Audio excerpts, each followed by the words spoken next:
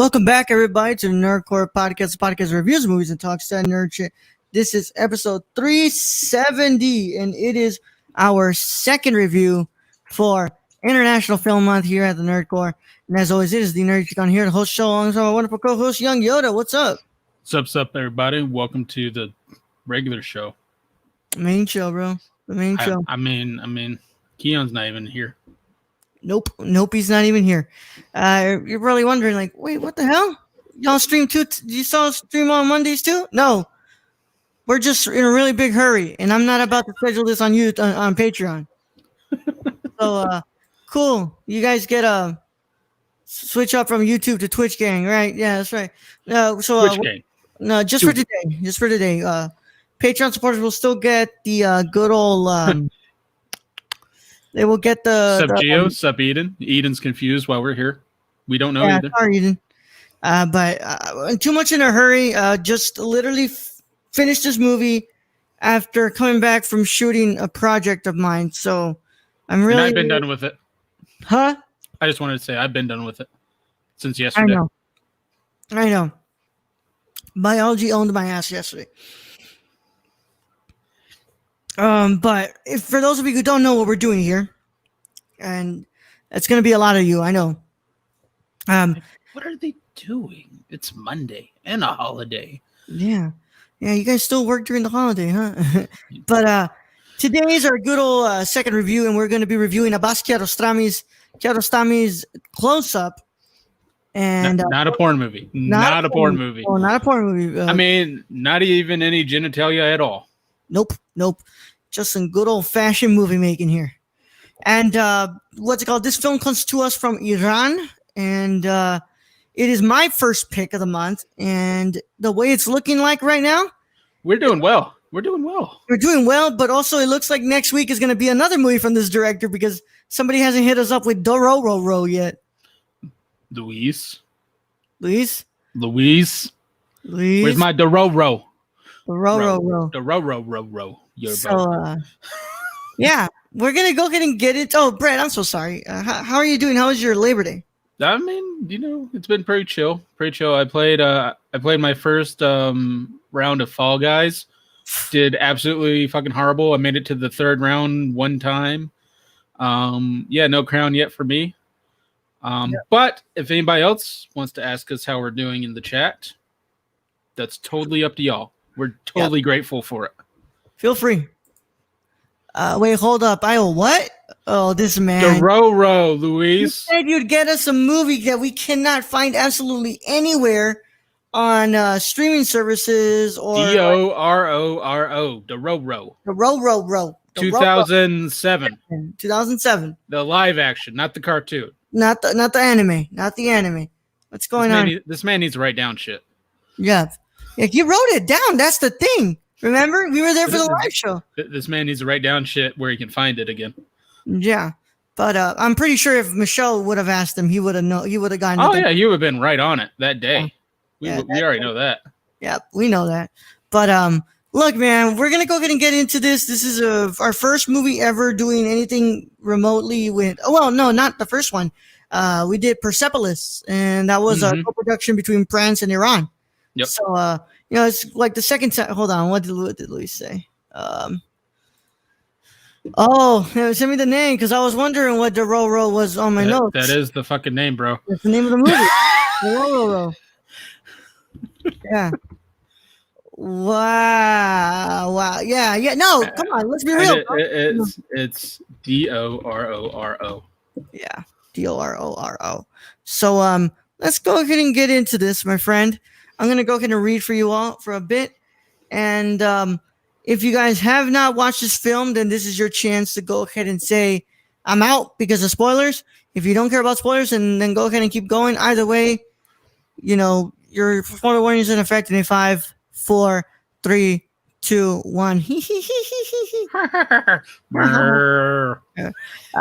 Close Up is a 1990 Iranian docufiction written and directed and edited by Abbas Kiarostami. The film tells the story of real-life trial of a man who impersonated filmmaker Mohsen Maklabev. I'm pretty sure I got that wrong. Why do you choose these movies with these unmanageable names I every know. time? Every time. It's terrible. What's it called? Conning a family into believing they would star in his new film. It features the people involved acting as themselves, a film about human identity. It helped to increase recognition of Kiarostami internationally. Many critics consider Close Up a masterpiece of world cinema. In the 2012 Sight and Sound poll, it was voted by critics onto the top 50 greatest films of all time list. And, of course, written, directed, edited by Abbas Kiarostami. It was also shot by Ali Reza Zarindast, and it sits at an hour and 38 minutes. Good timing. It's a good timing movie. Very nice. It's in Persian, by the way. I think they switch over to Farsi for a bit, and then there was like, hey, let's go back to Persian. Yeah, there were a few languages in there. Yeah.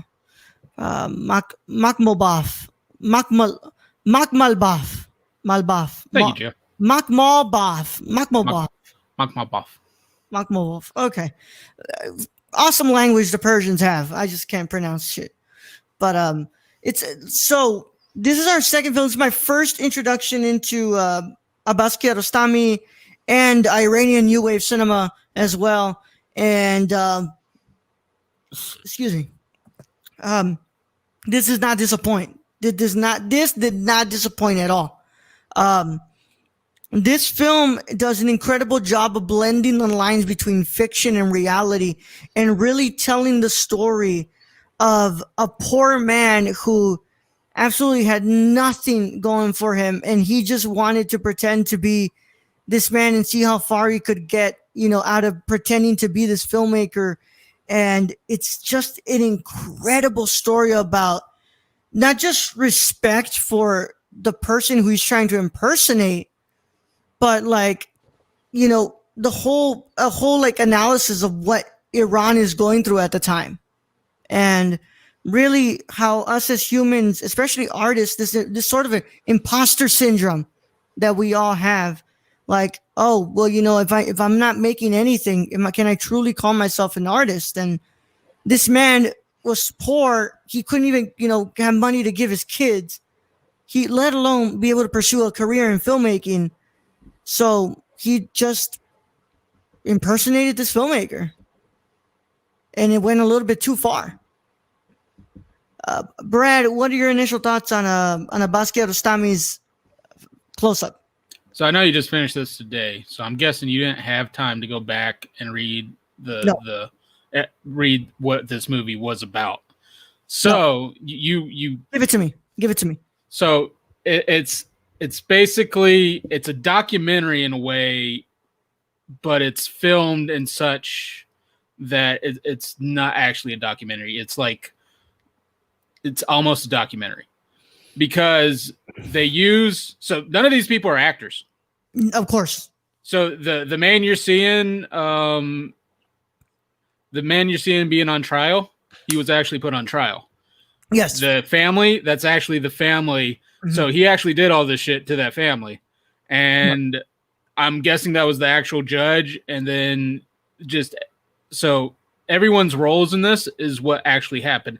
And what really got me was the last part of this film, because I really do believe that's him meeting the actual filmmaker and them going to make amends to the family. Yeah. I think that's an actual, because like the mic's turning in and out, everything's going bad. So it does feel like an actual documentary, because I think it was those last few scenes. Everything else was scripted in a way, but to the point where it was following the actual events. Yeah. So that's what this movie is. It's actual events with the actual people in it.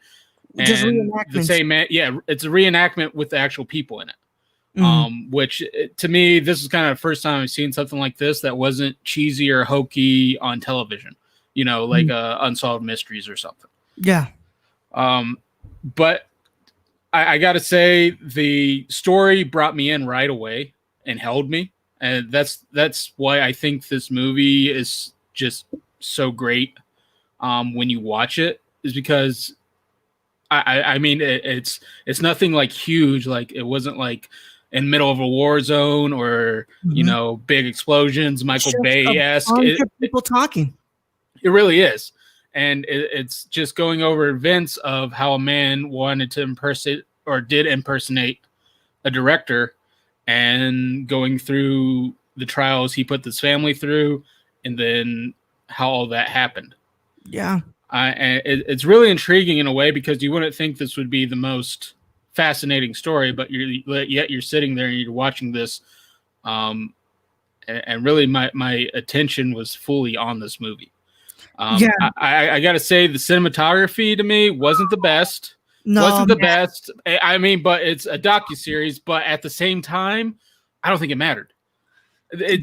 Because this man, you could tell he had one really good camera, and then he had like a few shitty ones.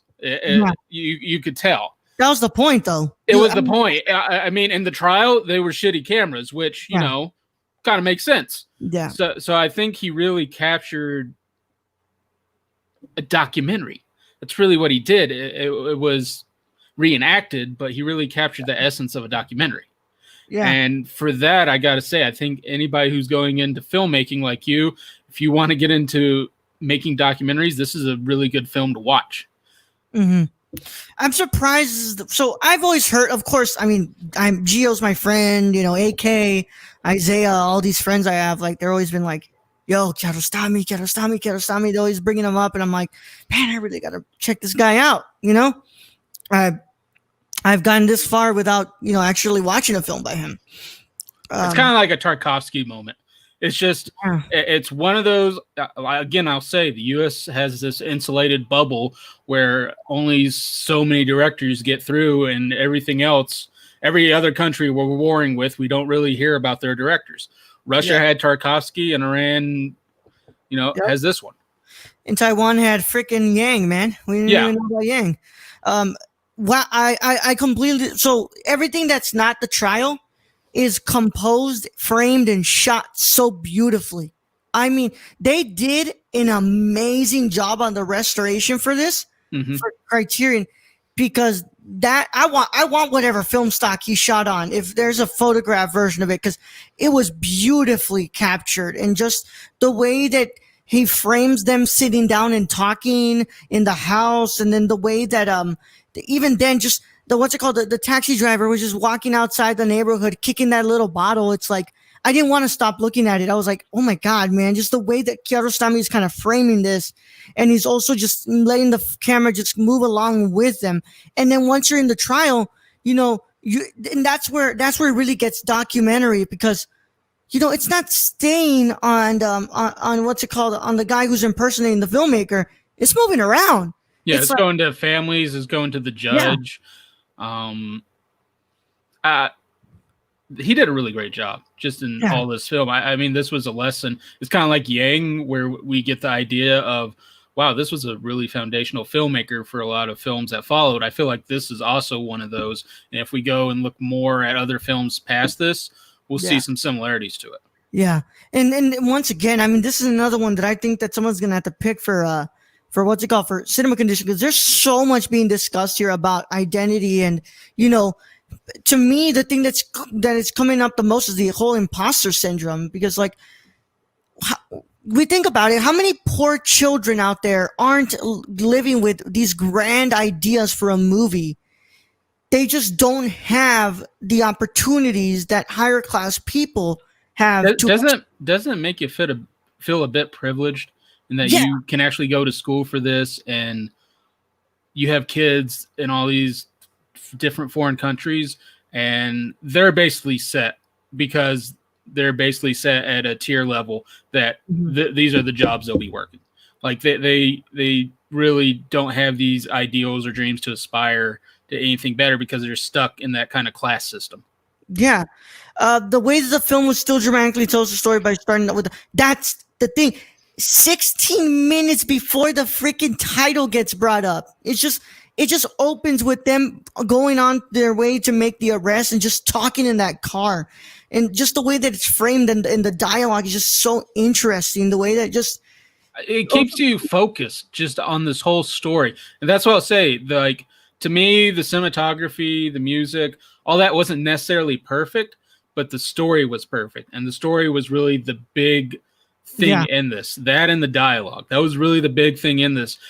This was so I had this. I'll just say my rating right now. I had this at a 9 throughout most of the film until I got to the very ending, and that ending just elevated it. That Yeah. ending elevated it for me. Mm-hmm. So I like. There's also some more stuff like just these performances. If I wouldn't have known that these No, weren't no, actors, I didn't know they were. I didn't know they were the actual family until I went back and read it, and yeah, I'm going, wow, like they really reenacted very well. yeah. It's wild, dude. And then I'm telling you, just Kiarostami has this way of like kind of blending these lines. Like, yes, when it's being reenacted, but at the same time, you're like, holy crap, they're like really kind of just. It's like if they're going through the trial again, there's just a camera that seems to be there. Now, this also made me want to go and watch The Cyclist, if I'm being honest here. Oh yeah, Like The Cyclist is an actual film in this. Like it really makes me want to go and actually watch those movies. yeah. It makes you want to actually look up this director and watch it because I mean, because at the end, the director, like, that's a good dude. Like he showed up. He's like, he helped him buy flowers for the family, and he wanted to like end any bad blood between them. Yeah. It's just like you're saying, like the title says, it was all about that respect that he had. It's like just talking to him and hearing about all of this that he went through and giving his reasoning. Like, I mean, he didn't really do anything with malicious intent. No, they go into that the fact he might have been trying for a burglary, but nothing really came out of that or proved that. And from what I was getting, I don't really believe he was going to burglarize them. I really think he just wanted, to go to the movies with them, to hang out with them, and have them basically someone to just bounce ideas off that he'd been thinking about.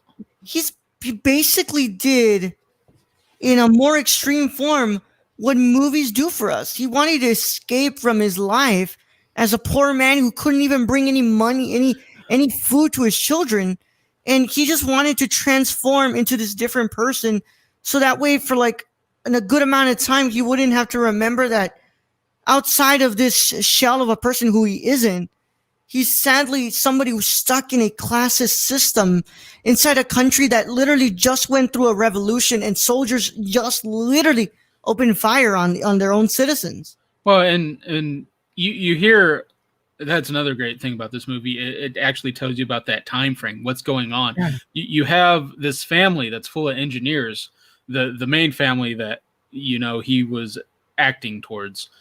They had a civil engineer for a son, mechanical engineer, and another engineer, and most of them are working like in bakeries.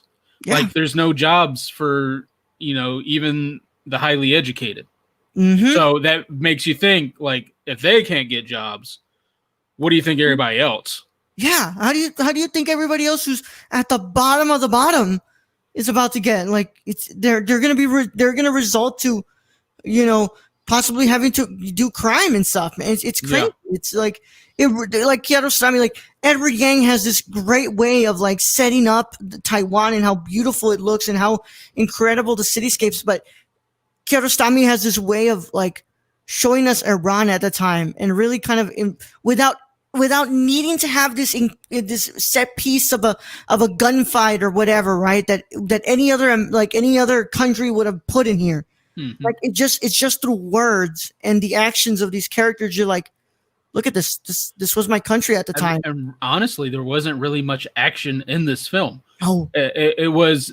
Like they didn't get overly angry at each other. It's just like, we feel like you disrespected us. And that's what this whole movie was about, is the family felt disrespected by a man who just wanted a little more respect in his life. Yeah, man. Yeah. So, I can't wait to, guys, if you are a fan of like, cinema and movies and wanting to explore more that is out there, I heavily recommend you get the Criterion channel, because literally these two movies that we're talking about right now, and probably next week with Taste of Cherry that we're probably going to do, because let's be honest, I'm not sure we're gonna get to Roro. Yeah, Luis. They're all on the Criterion channel, and it's like wow, like just I can only imagine because these aren't the only movies from him on the channel. Well, and I'm glad for the Criterion because there's some of these movies we would never know about. No, like Edward Yang, I was just flipping through. Yeah, I didn't know about Edward Yang. I just was flipping through, and Yee caught my eye, and I'm like, huh, this looks interesting. But it's like almost 3 hours, so I'll just save that in the box for later. And it's one of those that I'm looking. You know I had to give you shit, Luis. No, I had to give it's a daily thing. It's a daily thing, man. But God, this movie is incredible, and that ending is beautifully constructed as well. And I can't wait to what's it called, to explore more of this filmmaker. His final film he made before he posthumously was released is actually, you know, kind of the inspiration behind a project that we're working right now in my class. So it's like 24 frames, and they're just still images, like what comes before and after taking a still image of a photo. Mm-hmm. So it's and that ending, that still image of him, you know, we just want him to do good and make us proud, and just him just sitting there kind of with a little smile on it. I mean, this film, you know, with it's kind of how I am with Kurosawa. Let's face it, Kurosawa didn't have the best camera equipment because it was the 30s, 40s, and 50s for most of his films. He didn't have the best camera equipment. That's what I feel like with this. It didn't matter. Like the way he was getting the shots and everything, purely art. Kiarostami also arranged for most said. However, what's it called? Gio put it there to meet Sabzian and help facilitate forgiveness between Sabzian and whatever. I don't know how to say these names. Sorry, guys. So that is the ending is literally them meeting. It's literally that meeting. Rar rise, rar. Rar.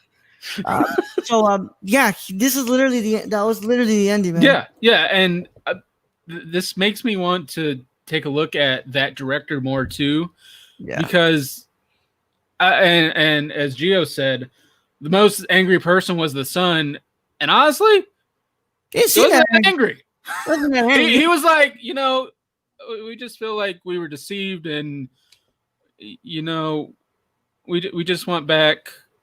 I mean, it didn't even sound like they wanted back the money. They were like, we just want him to, apologize, and in the eyes of the law, you know, get whatever punishment is coming to him. That's really what they wanted. I think the son was just mad that. So the way that I'm looking at this is that, you know, that the son is this guy who studied a job that he thought was going to give him a lot of money and be able to give him what's called civil engineering. He was going to give him money because his country is an economic downfall. And here he is, you know, not with a job and still looking for, not with a job, no money. And he gets that little bit of hope of his art career or film career, acting career. So he meets one of the biggest names in his country's film industry.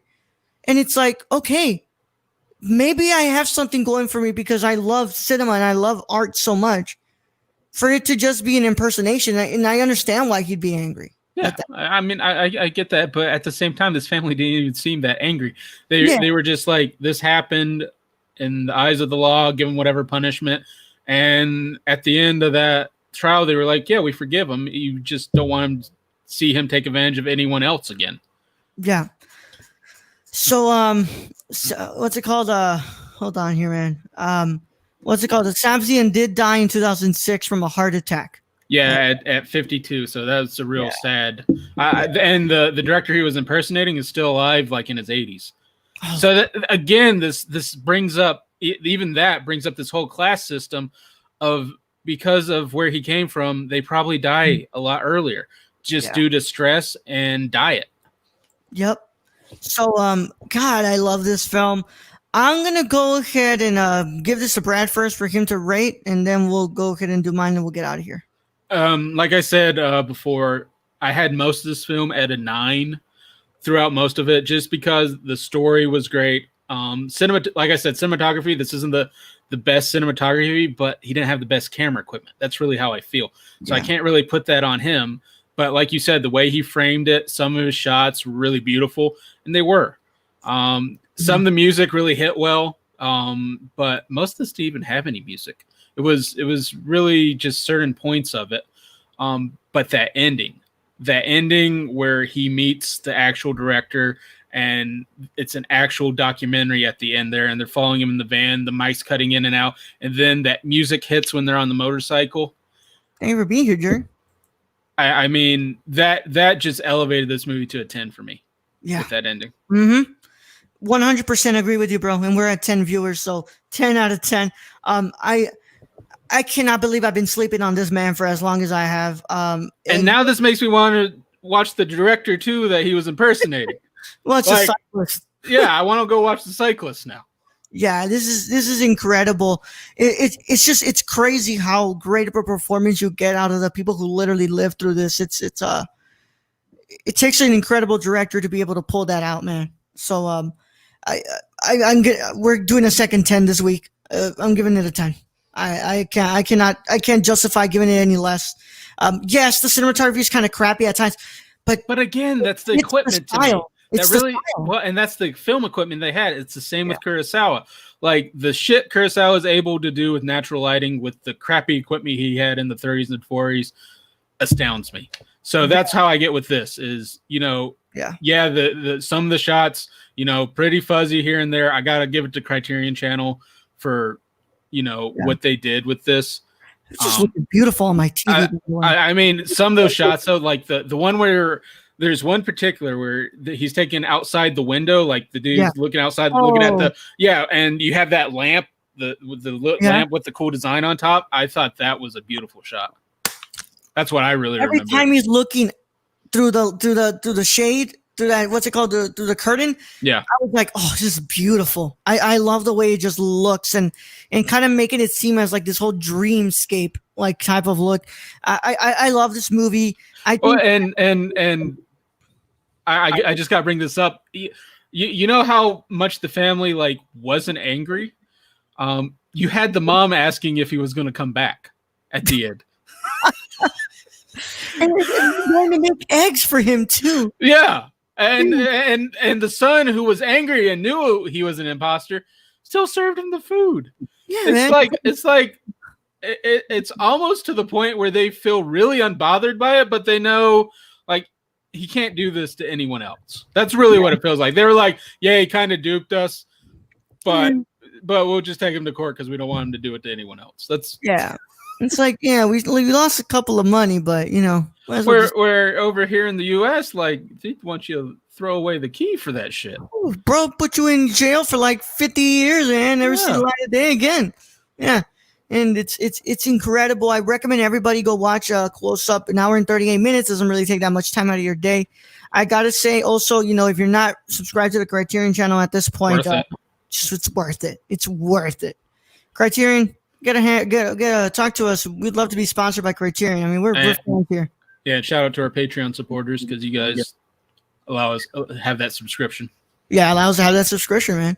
So, loved it. You guys can go check out more about Kiarostami's work on Criterion Channel. But with that being said, let's go ahead and say goodbye, my friends. As always, I want to thank you all so much for stopping by and listening to us. Patreon supporters usually get this episode a day early, but today I could not be bothered to make that post on Patreon and make all the other stuff. So everybody gets it free. Oh, wrong one. This happens sometimes. Yeah. Every now and again, we'll just post them up free. Yeah. It's just I'm swamped with my work right now, and it's starting to look like things are gonna get a lot more hectic than I thought they would get. So look, what's it called? On Wednesday, I'm gonna go shoot more. Hopefully record dialogue. Thursday, I might be recording dialogue. So I'm going to go ahead and say it right now. No, there is no movie night on Wednesday. We'll come back next week to do our commentary on The Lighthouse. And then after that, we'll try to do another movie night. But no movie night this week. And hopefully, crossing my fingers, Thursday we'll have our review of I'm Thinking of Ending Things from on Netflix from Charlie Kaufman. We still have to do the Patreon for Boyhood. Patreon, yeah. Well. That's literally the next thing I need to watch. But I also need to watch The Princess Bride for my class. So it's guys, it's tough out here right now. It's tough out here. If you want to do The Princess Bride for Fridays, We could do that. Two birds with one stone, or what? I mean, why not? I mean, I like Princess Bride. Yeah, it's a movie we haven't reviewed here yet. Exactly. I'm gonna cheat. Yeah, let's do Princess Bride. All right. I have the best ideas. Yeah, we're just gonna cheat today, this week. We'll cheat this week. Next week we'll have I'm thinking of ending things, guys. But yeah, we're gonna go ahead and do that. But as always, patreon.com/nerdcourse, where you can find episodes early and stuff is there. A lot of cool stuff is there. You can put like prompts that you want us to review. I mean, what's it called? Talk about in the mini pod. And being a student is hard. Fuck yeah, it is. Chill. Fuck yeah, it is. Been there, done that. Thank God I'm done with it. Yep. So we want to thank everybody who's on our Patreon, but especially our producers and our writers. Our producers, our associate producers, Cassie and Sarah, thank you so much. Our executive producers, Grayson Barker, Shane, and Pardis, Jesse Dazen, thank you so much for being Patreon supporters of our podcast and being producers. We want to go ahead and tell you guys to follow Grayson at Grayson Barker 98 on Instagram, Warlord 1bar on Twitter, and Pardis, you can find him at Pardis Jesse Dazen, JESUDASEN on Twitter and Instagram. So, Brad, where can you find Shane? You can follow our friend Shane at twitch.tv/XSRK or on Twitter at XSRK_. Go give him a follow. He's playing Tony Hawk right now on Twitch. Maybe not right now, but that's what he's been playing. I'm going to wake up a bit early tomorrow to watch Princess Bride, my friends. But also you can find the writers, Brown Rice 96 on Instagram, Twitter, YouTube, Twitch. And our good old Tony. Tony. On Twitter at Real Nerdy Dad. So thank you so much for all of them for making this possible. And yeah, my friends, I mean, I can't say this enough. Criterion, we would gladly worth every penny. Yeah, we would gladly review every single thing you have on that channel and do anything we can. But it's worth every single penny. If you're somebody who's into film and wanting to, expand your knowledge of different countries and different periods of film, this is the ultimate destination for that. I mean, I like playing Criterion Roulette, where I just hold the button down and it just goes to a video and I let go and then I play. All right, what will be today? Yeah. Today it's 8 hours. God damn it. Not that one. It's called A Brighter Summer Day from Yang. 3 hours and 57 minutes. All right. I mean, we'll eventually get to that. We will eventually get to that, like a two-parter, if anything. With that being said, it's been a lot of fun here talking with you guys about this movie, and we'll go ahead and see you guys later on cross your fingers Thursday. But if not, what's it called? The weekend. We'll be here for the live show, hopefully. For sure. As long as it's not raining. Hopefully not, man. Dude, yeah. By the way, thank you to everybody who stopped by the Call of Duty stream. Working great. I'm loving this. If I can find out how to do the podcast on there, maybe we'll switch to that. But for now, I'm liking StreamYard for this stuff. I like StreamYard. I like the fact that we can pull people out. But I also exactly. Yeah. So with that being said, Bradley, set him out. Right, roll. Thank you, being host as always. Thank you to all our listeners out there, all our Patreon supporters. We appreciate each and every one of you. Thank to all of you who joined us live today in chat. We love you all. And I guess to end this, I'll just say keep watching cinema, keep loving cinema, and watch stuff that you've never seen. Young Yoda out.